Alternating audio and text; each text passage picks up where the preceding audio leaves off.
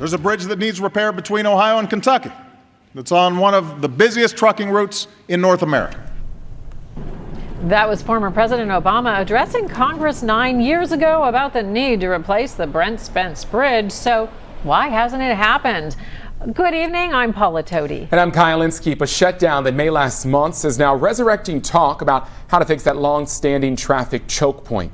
James Pilcher looked into that today. He joins us live from Covington. James. Thanks, Paula. First, some news. The Roebling Suspension Bridge will reopen tonight at 8 o'clock. Now, there will be police at both ends to enforce that truck ban that led them to close it in the first place. In addition, state officials are going to reopen I-71-75 northbound between 275 and the Brent Spence to allow for some local traffic. The Brent Spence itself, however, will remain closed, and that has renewed some calls for a permanent fix. Building a new bridge over the Ohio River from Cincinnati to Covington has been on the minds of local and national politicians for decades. President Obama pleaded with former House Speaker John Boehner of Ohio and then Senate Minority Leader Mitch McConnell of Kentucky as far back as 2011. Mr. Boehner, Mr. McConnell, help us rebuild this bridge. Help us rebuild America. Senator McConnell laid out the problem a few weeks ago on a campaign stop.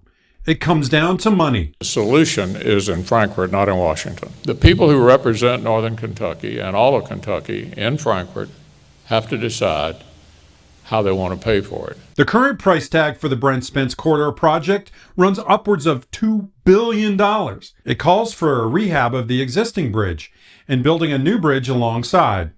But current Kentucky laws prohibit building any more bridges to Ohio that include tolls. Local and state tax dollars are scarce, especially during the pandemic, stalling progress on the project. The director of the agency that oversees federal transportation dollars here says there was a shift after the accident and the closure. What's changed in the last 3 days is that there are a lot of political people who are saying, oh Lord, I cannot believe what happened.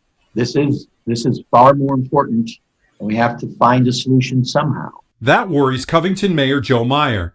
He says the current logjam on the city's streets would be the norm if the current plan were implemented with tolls. He also says this about McConnell's stance, that it's a state issue.